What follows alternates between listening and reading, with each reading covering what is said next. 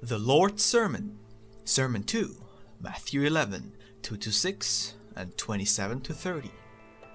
Do we look for another?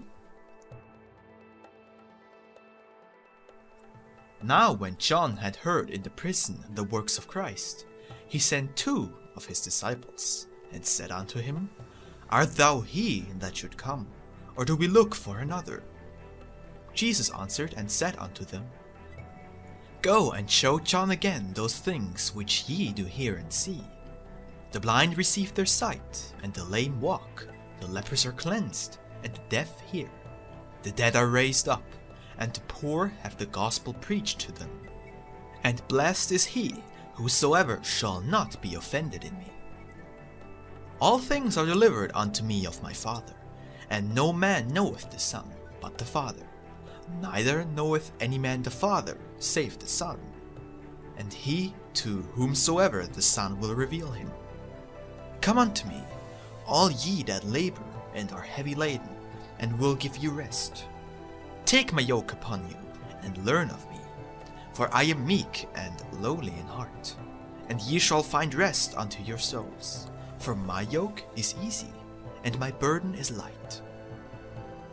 When John was in prison, he sent some of his disciples to me, to ask whether I was the promised Messiah, who was to liberate the people from oppression, and raise them to that spiritual dignity for which they had actually been created, or whether he had to wait for another.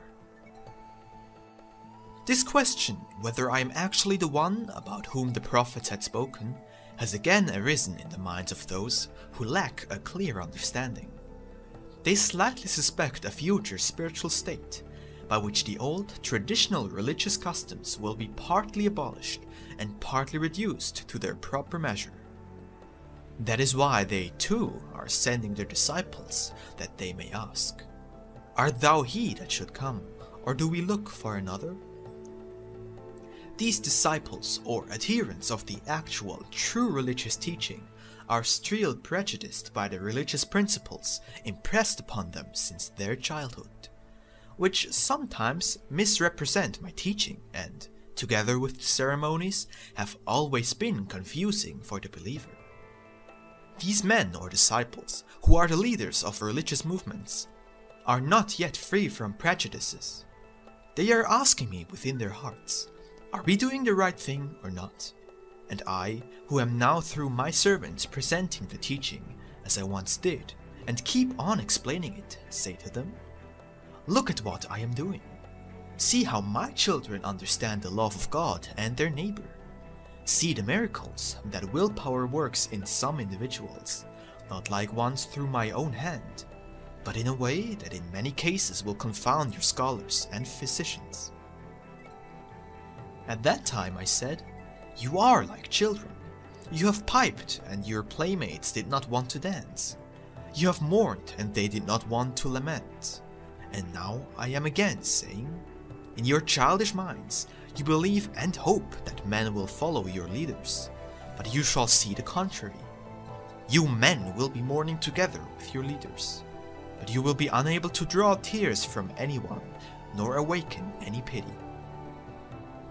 As it was once, it is also today and shall always be. The kingdom of heaven must suffer force. With force, the old Adam must be driven out, and the new one put on with a firm will. Otherwise, all efforts at reform are futile. A compromise, partly to adhere to my teaching, and partly to rites of obsolete institutions, will not work. I am a spirit, and he who wants to worship me must do so in spirit and in truth. To worship with truth means with unshakable faith, with force. And whoever seizes heaven with force shall also take possession of it. Men had then, and have still now, a wrong idea of John, my forerunner, and of me. They saw John from their own, worldly viewpoint, and thus they looked upon me as one who would improve the worldly conditions, and every forerunner and earnest fighter for my teaching will fare as did John. He will be understood as little as I am, who have been among you with my teaching already for some years, revealing myself to you directly and indirectly through my scribes and servants. People everywhere, even if they know my teaching or are now getting to know it, want to adapt it to life in such a way that no sacrifice or self-abnegation is needed in order to become my disciples, my children. What I once said about the city of Judah applies still today to the great cities of your earth. Where there should be the greatest enlightenment, there reigns the greatest darkness. And in those cities where I reveal myself directly to the people, I am ignored most of all, just as once in Cana, where I performed the first miracle in public. Although over 1,000 years have passed, mankind has remained the same. I once said, "No man knoweth the Son but the Father, neither knoweth any man the Father save the Son." And I regret to have to say also now, only the divine love in its highest sense knows me, the love that is active in unison with wisdom. Men want to find me, but do not know how to seek. Both those who lead and those who are being led are still prejudiced and, like Moses, they have a threefold cover over their eyes. And even if I want to lift it and call to them, "Come unto me, all ye that labor and are heavy laden, and I will give you rest," they do not understand my call. They do not yet know the voice of their shepherd, and are like lost sheep that shall reach the light of love, truth and full awareness only after a lengthy groping in the dark. What I once said will apply also today. These things will be hidden from the wise and prudent, but revealed to the simple who seek with their heart. All the reformers now leading the believers and hoping for better spiritual conditions will have to relinquish many of their pet ideas, and so will their followers. They will have to go through many a bitter experience until they comprehend the words I once spoke. "My yoke is easy and my burden is light." Learn from me meekness, gentleness, and the love of your fellowmen, or, where religion is concerned, tolerance. Then you will find peace of mind, and be able to pass this peace on also to others who still lack it. As at that time, prior to my years of ministry, when all these things took place, and John preached in the desert as my forerunner, it is now too, prior to my actual coming. My forerunner is again my direct revelation to individuals. The spiritual wind is blowing. It comes from my heavens in order to cleanse your spiritual atmosphere, which is heavy with all kinds of evil vapors.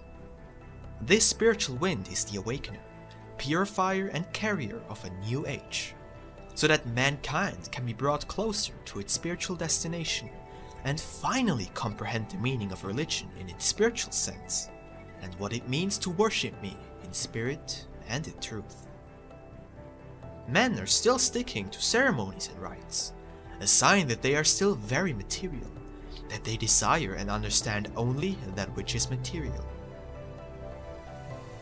Only when they will be spiritually educated and recognize that I, as a spirit, do not need material expedients in order to be understood by them, when they will realize what spirit and spiritual education actually mean, only then will they also realize how far they have strayed from the right path.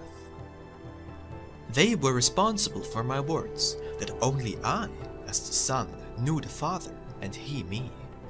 Although I once personally taught on earth how this knowledge could also be given to you humans, all of whom carry a spark of my divine self in your hearts, which keeps urging you towards becoming one with me. All the now following explanations of the Gospels for each Sunday of the ecclesiastical year will show you how mankind's spiritual education advances in stages and how you yourselves, carried by the spiritual current, have already for quite some time been walking towards the road of enlightenment in order to become that for which I have created, educated, and destined you. Awake, my children!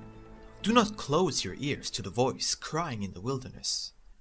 Do the dictations which I am giving you in such abundance.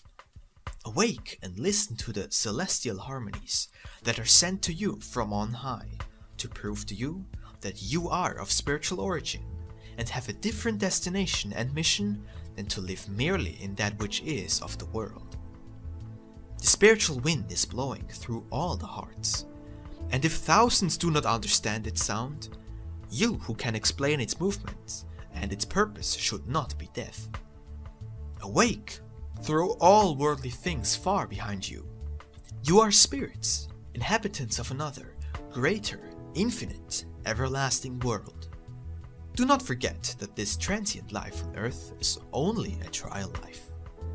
Greater, indeed the greatest, part is awaiting you in a world where the sun no longer sets, where night is banned and only light, equivalent to love, permeates all heavenly spheres as a stimulator.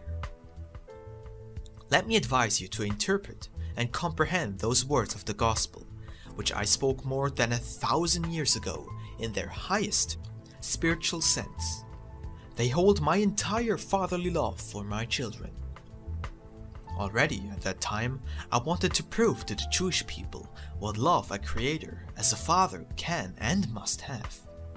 However, they did not understand me, and now I must admit, mankind on the whole understands me even less. Once I exclaimed, "My yoke is easy," and I repeat this also today. How can a yoke of love be other than easy, and must not a burden be lighter if love helps to carry it?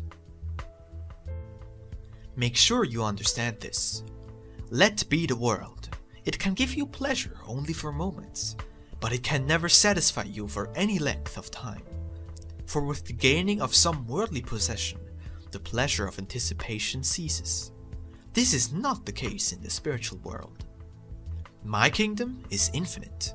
Spiritual possession has no limits, and therefore everlasting progress is possible. With every stage, greater enjoyment, greater power, and greater ability is attained. Whilst in material things, certain conditions and circumstances are needed to achieve a desired success, spiritual progress offers at all times the opportunity to advance. Whilst in worldly things, we are mainly dependent on others, in the spiritual, your own innermost being is the greatest storehouse, where all the treasures of an infinite world of the spirit are lying concealed. It is within you that I can reveal myself as the Father, as the Son, and as the Supreme Spirit. On this revelation depend your peace and equanimity, and, thanks to it, you learn to regard all the troubles in your life not as punishment, but as wise and necessary trials. Then you begin to fully comprehend the words, "Come unto me, all ye that labor and are heavy laden." Love, a heavenly Father's everlasting, infinite love, has put this burden upon you, but it also helps you carry it. Then the suffering and troubles of temporal life are no longer misery, but blessings from a Father who does not want to make of his children worldly masters, but spiritual pioneers for his teaching of love, already here and one day in the everlasting kingdom. Do take all of this to heart. The ultimate achievement will prove to you the final words of this chapter of the Gospel, Matthew 11:30. "For my yoke is easy, and my burden is light." Amen.